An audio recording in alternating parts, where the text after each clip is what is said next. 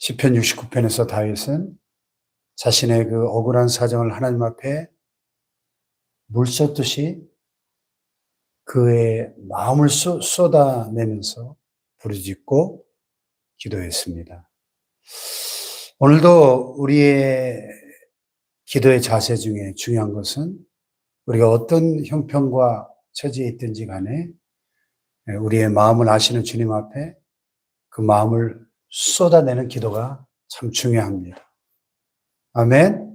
바리새인같이 그런 척하는 기도가 아니라, 가면을 쓴 위선적인 기도가 아니라 우리의 마음을 쏟아내는 기도, 하나님이 기뻐 받으십니다. 할렐루야.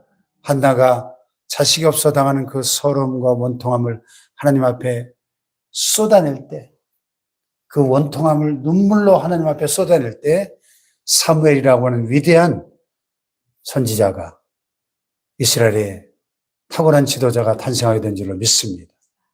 네. 마음을 쏟는 기도.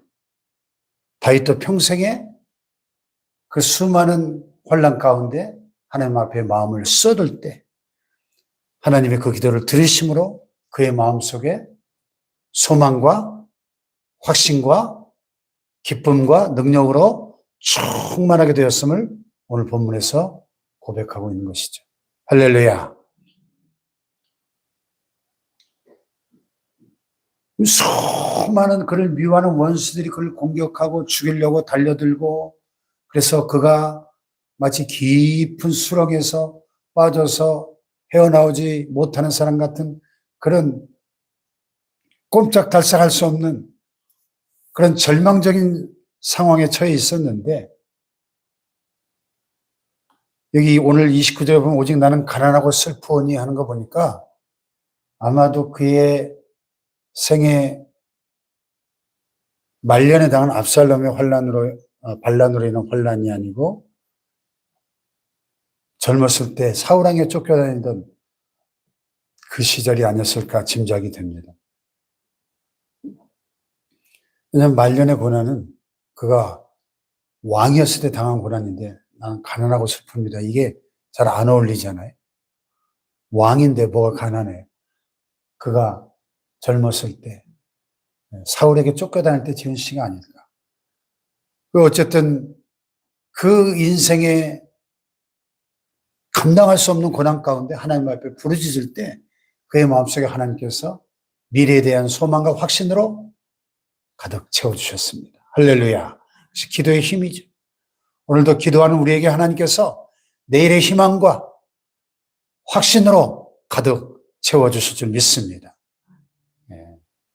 그래서 조금 전까지 막 부르짖고 자기의 원통한 사정들을 막 쏟아내던 다윗이, 하나님의 나를 구원하소서, 난 깊은 수렁에 빠져 있습니다. 내가 부르짖으며 피곤합니다. 나의 눈이 서였습니다. 원수들이 까닭없이 나를 미워하고 나를 죽이려고 합니다. 쭉 그냥 막 따발청 쏘듯이 그렇게 부르짖던 그가 이제 오늘 본문에 딱 들어와서는 분위기가 확 바뀌잖아요. 오직 나는 가난하고 슬프니 하나님이여 주의 구원으로 나를 높이소서. 내가 노래로 하나님의 이름을 찬송하며 감사함으로 하나님을 위대하시다 할 것입니다. 노래와 찬양으로, 감사로. 그래서 기도는 결국 우리가 아무리 절망적이고 어려운 상황에서 출발되는 기도를 할지라도 그 기도의 마지막 단계에 가서는 하나님을 찬양하고 하나님께 감사하고 확신의 단계로 나아가는, 이 단계로까지 우리의 기도가 들어가야 될 줄로 믿습니다. 그냥 부르짖다 끝나면 안 돼요. 이 기도가 응답의 확신으로, 또 기쁨과 감사와 찬양으로 경배의 단계로 나아가는 그 기도가 기도의 클라이막스죠. 이 다윗의 시편을 보면은 언제나 소위 탄식 기도라고 하는데요. 인생의 고난 가운데 부르짖으며 탄식하는 탄식 기도들의 그 패턴이 있어요. 하나님 앞에 쫙 원통함을 부르짖다가 막 고통을 호소하다가 어떤 단계에 이르면 갑자기 분위기가 180도로 확 바뀌면서 하나님을 향한 감사 찬양으로 바뀌는 거죠. 할렐루야. 우리의 기도가 그렇게 나아가야 되는 거예요. 내가 노래로 하나님의 이름을 찬송하고 감사함으로 하나님을 위대하시다 할 것입니다. 아니 지금 감사할 형편이 전혀 아닌데요. 뭐가 달라졌죠? 상황은 그대로인데요. 뭐가 달라진 겁니까? 기도하는 내 마음이 달라진 거예요. 마음. 할렐루야. 이게 기도의 능력이에요. 상황은 그대로지만 기도하는 사람의 마음이 변화되니까 노래와 찬송과 감사가 넘쳐나다는 거죠. 할렐루야. 예. 이게 범사의 감사고 절대 감사죠. 환경과 상황을 초월한 감사. 이번 주가 추수감사절인데 이러한 감사가 우리 안에 충만하기를 축복합니다. 네. 그런데 31절을 보니까 그랬어요. 이것이 뭐예요? 이렇게 하나님 앞에 노래하고 하나님의 이름을 찬송하고 감사함으로 하나님을 위대하십니다. 이렇게 높여드린 이것이 곧 뿔과 굽이 있는 황소를 드림보다 여호와를 더욱 기쁘시게 하며 될 것이라. 곧 뿔과 굽이 있는 황소라는 말은 구약시대 이스라엘 백성들이 하나님 앞에 다양한 제물을 드렸잖아요. 근데 그 모든 제물 중에 제일 비싼 거, 가장 값어치가 있는 제물이 황소예요. 그렇잖아요. 오늘날의 기준으로 봐도 황소, 염소, 양, 비둘기 이런 제물 중에 뭐가 제일 비싸겠습니까? 황소가 제일 비싸겠죠. 그런데 그 제일 값비싼 제물로 하나님 앞에 제사하는 것보다 하나님을 더욱 기쁘시게 하는 게 뭐라고요? 노래로 하나님의 이름을 찬송하고 감사함으로 하나님을 위대하시다 높여드리는 이것이 하나님을 더욱 기쁘시게 해드리는 거라는 것입니다. 할렐루야. 이건 돈도 한 푼 안 되는데 그렇잖아요. 네. 참 그러니까 하나님은 우리의 찬양과 경배를 참 기뻐하시는 분이에요. 네. 다니엘 기도를 하면서 지금 이제 오늘 12일 차네요. 전 세계 1만 6천여 개 교회 50만 성도들이 딱 21일 동안 날마다 모여서 하나님을 높여드리고 위대하시다고 선포하고 찬양하고 경배할 때 하나님이 얼마나 기뻐하실까? 얼마나 하나님의 은혜가 이 땅 가운데 쏟아지고 있을까? 할렐루야. 예? 근데 여러분 반대로 1년에 2번 그 명절 때가 돌아오면 구정이나 추석 때 이 땅에 벌어지는 일이 뭡니까? 예? 우리 대다수의 국민들이 그놈의 조상제사인지 뭔지 그거 한다고 귀신에게 제사하는 건데 그냥 민족의 대이동을 하면서 고생을 하면서 고향 가가지고는 꼭두 새벽부터 그냥 대문 열어놓고 귀신 들어와야 된다고 상 차려놓고 거기다 엎드려 절하고 그 귀신을 경배하는 거거든요. 그 명절 때마다 이 대한민국 한반도 상공의 이 영적 공기가 얼마나 혼탁해지겠습니까? 한번 생각해 보세요. 거의 전 국민이 그 귀신 앞에 엎드려 절하는 거예요. 참 안타까운 일입니다. 하루라도 빨리 내 주변에 안 믿는 가족과 이웃들 전도해가지고 그런 하나님이 제일 싫어하는 우상숭배가 끊어지도록 우리가 열심히 전도해야 돼요. 우리 주변에. 아멘. 그 우상숭배로 인한 저주를 한번 생각해 보시라.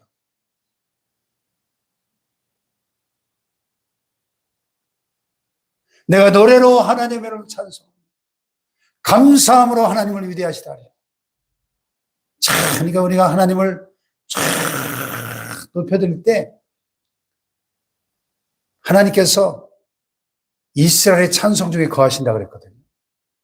이스라엘의 찬송 중에 하나님의 보좌를 세우신다 그랬거든요. 만왕의 왕 되신 하나님이 하나님의 백성들의 그 찬양 가운데 쫙 임재하시면서 보좌에 좌정하시면서 높임을 받으시는 거예요. 할렐루야. 이것이 우리를 지으신 목적이고 우리를 구원하신 목적이고 오늘 우리가 이 땅에 살아가야 될 가장 중요한 존재의 이유가 되는 것입니다. 할렐루야. 하나님을 찬양하고 예배하는 진정한 예배자들 되시기를 축복합니다. 예배의 축복. 이 찬양의 능력을 깨달아야 돼요. 우리가 그렇게 찬양하고 하나님이 우리 찬양 가운데 임재하실 때 모든 사탄의 세력들이 두려워 도망가는 거예요. 모든 고통과 불행과 저주가 사라지게 될 줄로 믿습니다. 그러니까 막 찬양하다가 암덩어리도 녹아내리고 그냥 각종 질병들이 치유되고 그 다음에 인생의 각종 문제들이 해결되고 기적들이 막 일어나는 거예요. 진정한 찬양과 예배 가운데는. 할렐루야. 뭐 그 어떤 설교자의 설교보다 진정한 찬양이 있는 그곳에 하나님이 임재하시니까. 다윗이 지금 아마도 어떤 광야의 굴속이나 지금 어디 지금 사울의 눈에 안 띄는 곳에 지금 숨어 있었을 거 아닙니까? 얼마나 지금 그의 처지가 지금 곤핍합니까? 그런 가운데 부르짖으니까 지금 그에게 하나님의 이 성령이 임재하시니까 그의 심령 속에 하나님의 임재가 충만하게 임하니까 상황은 그대로인데 그의 심령에 천국이 임하는 거예요. 천국. 할렐루야. 천국. 그랬더니 곤고한 자가 이를 보고 기뻐하나니 하나님을 찾는 너희들아 너희 마음을 소생하게 할지어다. 곤고한 자들. 다윗 주변에 따르는 무리들이 많았잖아요. 그 아들랑 굴이라고 하는 축구장 몇 개 합친 큰 굴이 있대요. 유대 광야에 가면. 거기에 400명의 그를 따르는 무리들이 환난당한 자, 원통한 자, 빚진 자, 그냥 온갖 소위 실패한 인생들이 다 다윗에게 모여든 거예요. 아들랑 굴의 비전. 그들을 다 품고 그 실패한 인생들을 다 다윗이 품어가지고 그들에게 미래의 비전을 제시하고 곤고한 자가 이를 보고 기뻐하라. 하나님을 찾는 너희들아 너희 마음을 소생하게 할지어다.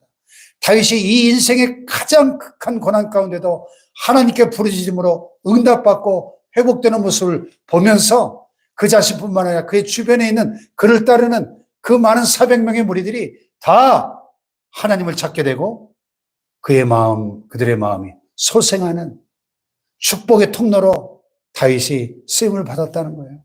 할렐루야.